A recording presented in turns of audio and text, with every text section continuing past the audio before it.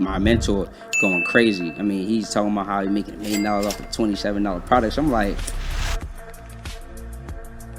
I got 167,000 in 47 days, right? Because, damn, you was going crazy. Yeah, because I'm real aggressive. But although I did, there's things that I could have done to be in a better position. I got a lot of personal funding at first, which is cool because you want to get some personal funding before you start getting access to business funding.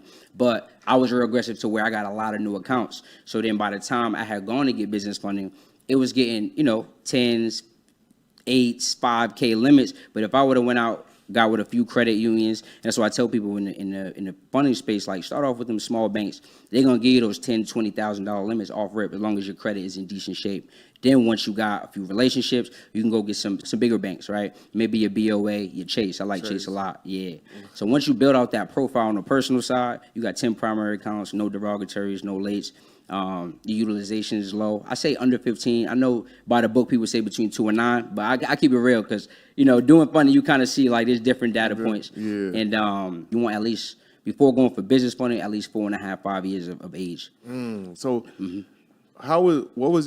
you have like a great credit when you said you first started and you got that 15 quick? Like, what was your situation? So I had to like? build it up. So I didn't have bad credit. Like I didn't have no lates or no derogatories, but I didn't have really any credit. Right. So a lot of times people that have negative stuff, obviously they got to clean it up. But when you just got no credit, you could just go add what we call primary accounts. So you got like credit builder accounts, self, kickoff, credit strong, rent reporter, rental comment. You go get 5 right there, just like that. In 30 days, those are going to report on your personal credit report. Now you got them data points to be able to go get some personal funding.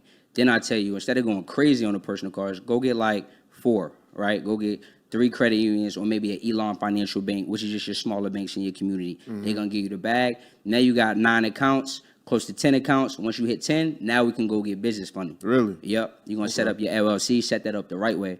But the problem is a lot of people, go get their LLC, but they just think after they get an LLC and an EIN, where's the money at? But I tell them, no, you want to make sure you get those things to set up your business in compliance, get you an actual business address, a brick and mortar location, right? People will be attached to like a Staples, a FedEx, or a P.O. box, not knowing that the banks are looking at that. And if they see your business don't have an actual building to it, that's a red flag. It don't mean you're going to get denied, but you'll probably get less of, right?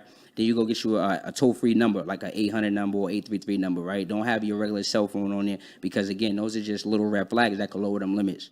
And then next, just making sure that you have you're in a low-risk industry, right? So I tell you, when you're setting up your business, stay away from names like credit repair. Stay away from the word like investing or like even real estate. Yes, fact. I was about to say it. Yeah, I tell people that. They be tight. They're like, yo, I'm in real estate. I'm like, bro, it's not saying you can't have a real estate business. Of course you can. Just don't have it in the name because these are kind of red flags. It's high risk. It's a high risk industry. Exactly. So we use words like consulting, solutions, worldwide. Keep it real vague. That's, bro, you giving like some sauce. So as soon as I got the money, I already knew off rip. Like I said, I always like helping people. And I had tried like selling digital products before, but I couldn't figure it out on my own. Like when you try YouTube and Google your life away, it ain't it, bro. I'm telling y'all, if y'all tapped in, that ain't it. No, it ain't. So I went out, I paid somebody to show me. And my boy was the dude, my mentor, going crazy. I mean, he's talking about how he's making $1 million off of $27 products. I'm like, them high ticket mentorships, they hurt, but what I learned is like that pain of payment that forced you to do the work. So I spent that money and just started going crazy. Once I learned the formula, I was just running it. So we were selling things to get people micro results. So my take was, if I could put out I had like an ebook, how to get 100K in 90 days. I was giving out banks. I was showing people how to apply. I was giving them lenders lists. I was giving them mad value. That thing we were selling it for like $11. They like, for $11, oh, I got to see what you got next. So then we start doing like 2-day intensives, coaching people over 2 days. And then I'll do like a follow-up accountability call. People was getting results.